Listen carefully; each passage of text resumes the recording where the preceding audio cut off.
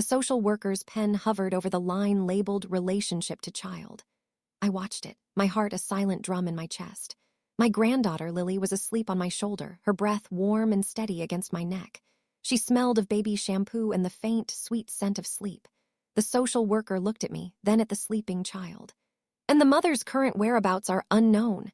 she asked, her voice professionally soft. I looked out the window of my own living room. The afternoon sun was catching the dust on the photo frame on the mantel. Inside it, my daughter, Chloe, smiled back at me, frozen in time from her college graduation. "Where are you?" I thought, not for the first time, but now the question had the weight of a legal document behind it. How could you leave this? How could you leave her? All I could do was hold Lily closer. "Yes," I said, my voice surprisingly steady. "Unknown." And in that moment, I realized the greatest failure of my life wasn't in anything I hadn't done. It was in everything I thought I'd done right. As a young mother myself, Chloe was my everything. Her father, my husband Michael, was a good man, but his work took him away often. So it was just the two of us in our little house with the yellow kitchen. I believed in love, not luxury. In presence, not presence. We didn't have much money, but we had routines. Saturday morning pancakes shaped like animals. Library visits where we'd each leave with a stack of books. Bedtime stories told with different voices for every character. I poured every lesson I had into her. Be kind. Be honest. Work hard for what you want. Most of all, be responsible. Your word is your bond. Your choices have consequences. I said these things like a prayer, hoping they would take root. And she was brilliant. She shone. She got scholarships, graduated with honors. She moved to the city for a job in a sleek glass building. I missed her terribly, but I was so proud. This was the point of it all, wasn't it? To give them wings, to see them fly. Then she met Alex. He was handsome, sharp, from a family that used words like portfolio and summer home. I saw the change in her almost immediately. Her phone was newer. Her bags were designer. The stories from her life started to sound like scenes from a magazine. She talked less about her job and more about parties, openings, trips. A subtle shift happened. Our phone calls began to feel like I was interviewing her about a life I was no longer part of. Her world had a new, polished sheen, and I worried I was becoming a smudge on its surface. When she told me she was pregnant, I was overjoyed, but her joy seemed thin, stretched. "Alex is nervous," she confessed one night on the phone. "It's terrible timing for his career." Lily was born on a rainy Tuesday. I took the first bus to the city. When I held that tiny, perfect girl in my arms, a love so fierce and immediate washed over me. It was like meeting Chloe all over again. But Chloe, in her private hospital room, looked exhausted and distant. Alex was on his phone, talking about a delayed deal. "Mom," Chloe said, her voice weak, "can you stay just for a few weeks? I don't know what I'm doing." "Of course," I said without a second thought. This was my duty, my joy. I stayed for a month. I did the night feedings. I cooked the meals. I sang the lullabies. Alex was mostly absent. Chloe seemed to be watching motherhood from behind a glass wall, fascinated but afraid to touch. When I finally went home, my small house felt emptier than ever, but I called every day. "How's my girl?" I asked, and I meant both of them. The visits became less frequent. Chloe was always busy, always tired. Lily's first birthday party was at a fancy rented hall. I brought a homemade cake, the same recipe I'd used for Chloe. It sat on the table next to a towering, fondant-covered confection from a boutique bakery. No one ate mine. When Lily was 2, the cracks became chasms. Chloe called, her voice tight with stress. "Alex and I were separating. It's ugly, Mom, really ugly. It's about custody, about money." My heart broke for her. "Come home," I urged. "Both of you, come here, this is your home." There was a long pause. "I can't, my life is here. My job is here. I need to figure this out. Can you take Lily just for a little while, until the court stuff is settled? I can't handle her and all of this at once." "Of course," I said again. My home was her refuge. It always would be. She brought Lily the next weekend. A single small suitcase. Chloe herself looked like a stranger, sleeker, harder, her eyes darting. She hugged Lily quickly, handed me a bag of diapers. "I'll call tomorrow," she promised, kissing the top of Lily's head. "Be good for Grandma." She left. The little while turned into weeks, then months. The court settlement came and went. Chloe got a promotion, moved to a better apartment. She sent money sometimes. She called, but the calls grew shorter, more spaced out. She was always about to come for a visit, but something always came up. A work trip, a conference, a headache. Lily started calling me Mama. I gently corrected her. "Grandma," I'd say, but in every way that mattered, I was her mother. Then the calls from Chloe stopped altogether. For 3 weeks, my calls went to voicemail. My texts were left on read. Panic, cold and slick, started to creep in. Finally, my phone rang. It was a number I didn't recognize. "Mrs. Evans?" a woman's voice asked. "This is Officer Daly. We're conducting a wellness check on a Chloe Evans. You're listed as her emergency contact. Her landlord reported she appears to have vacated her apartment. Do you have any information on her current location?" It had no return address, but the postmark was from a state 2,000 miles away. My hands trembled as I opened it. It wasn't a letter.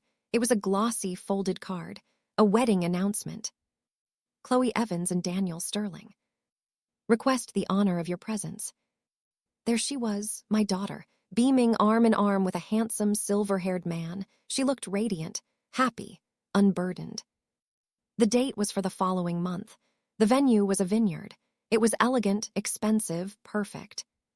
She had not only moved on, she had rebuilt a life of such deliberate, beautiful normalcy that it took my breath away. A life that clearly, obviously, had no space for a 5-year-old daughter or a mother living on a pension. She had not gotten lost. She had not met with misfortune. She had planned this. The silence, the disappearance, it was a strategy, a cruel, clean break.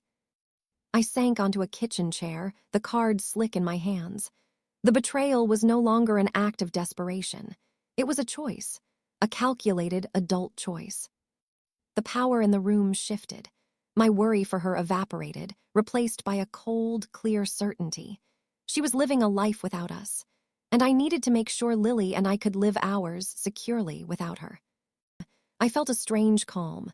The fog of hurt and confusion lifted, and I saw the path ahead with terrible clarity. It was a path of paperwork, not passion, of protection, not punishment. My first visit was to a family law attorney.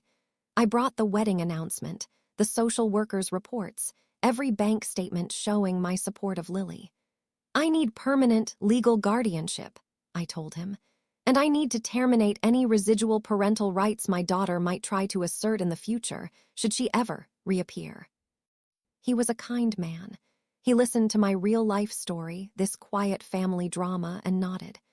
"We'll petition for guardianship and, given the abandonment, seek a termination of rights on the grounds of desertion. It's a strong case." Next, I went to the bank. I opened a new savings account solely in my name for Lily's future. I began putting in a small amount each month. It wasn't much, but it was a promise. A promise that I was thinking of her tomorrow, even if her mother had erased her yesterday. Then I did the hardest thing. I sat Lily down. She was drawing at the kitchen table, the sun lighting up her hair. "Sweetheart," I began, "we need to talk about your mommy." I didn't lie this time. I used simple, gentle words. "Mommy had to go live her life very far away. She isn't able to be here with us, but I am here. I will always be here. This is your home with me, forever." Lily looked at me with her big, serious eyes. She put down her crayon. "So you're my mama now?" she asked. My heart cracked and healed in the same instant.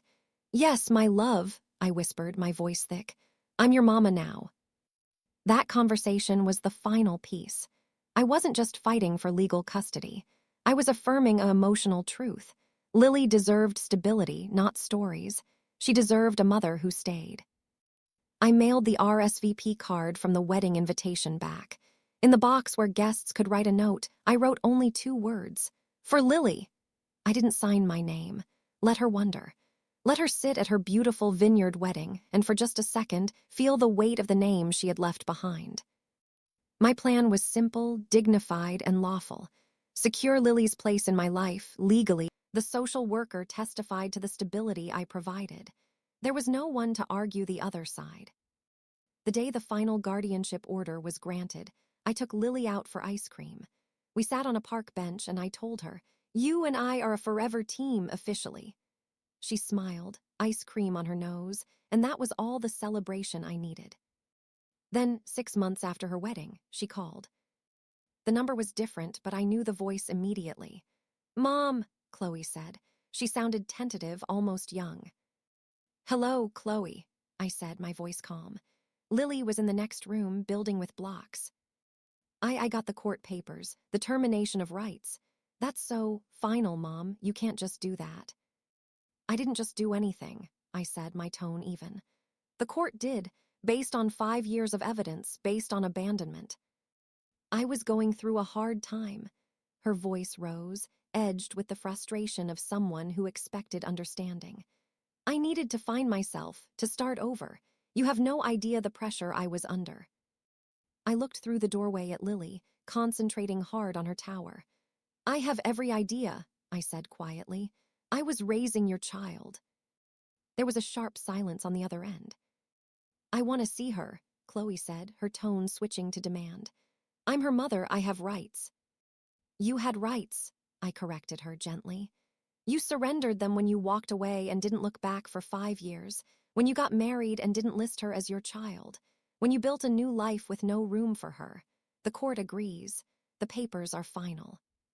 "You're keeping her from me," she accused, the tears in her voice now ones of anger, not remorse. "No," I said, and this was the climax, the quiet, devastating truth I had been waiting to speak. "You gave her to me. You handed her to me with a suitcase and a promise to call tomorrow. You just never came back to collect her. So I did the only thing a mother could do. I stayed. I am staying. The paperwork just caught up with reality." The line was so quiet I could hear her breathing. The power balance was complete. She had no legal ground. She had no moral high ground. All she had was the echo of her own choices. "So that's it," she whispered. "For you and me, perhaps," I said. "But for Lily, it's just the beginning of a safe, stable life. She is happy. She is loved. She knows who her mother is." I didn't wait for her reply. "Goodbye, Chloe," I said, and I ended the call, not with a slam, but with a soft, definitive click. Life settled into a new, real rhythm. The ghost of Chloe's absence finally stopped haunting the halls. It was just Lily and me, our small, complete family. I never badmouthed Chloe to Lily. When Lily was older and asked harder questions, I told her a version of the truth that protected her heart. "Your birth mother loved you in her way, but she wasn't able to be the mother you needed. So she gave you to me, and that was the greatest gift of my life." I focused on giving Lily what I had given Chloe: love, security, lessons about kindness and responsibility. But I added a new one: resilience.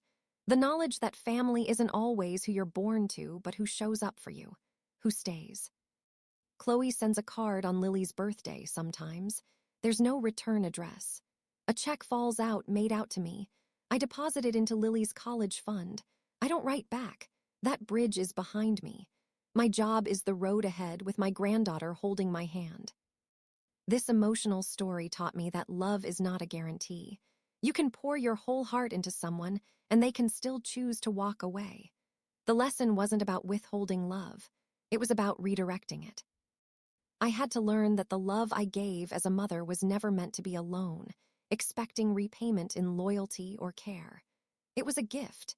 And when that gift was left unopened by one, I had the profound privilege of giving it to another. The deepest love isn't always about holding on. Sometimes, it's about being the one who remains when everyone else has let go. Thank you for listening to this true life story. If it resonated with you, please like the video and subscribe for more calm, heartfelt narratives about family, love, and quiet strength. Share your own reflections in the comments below.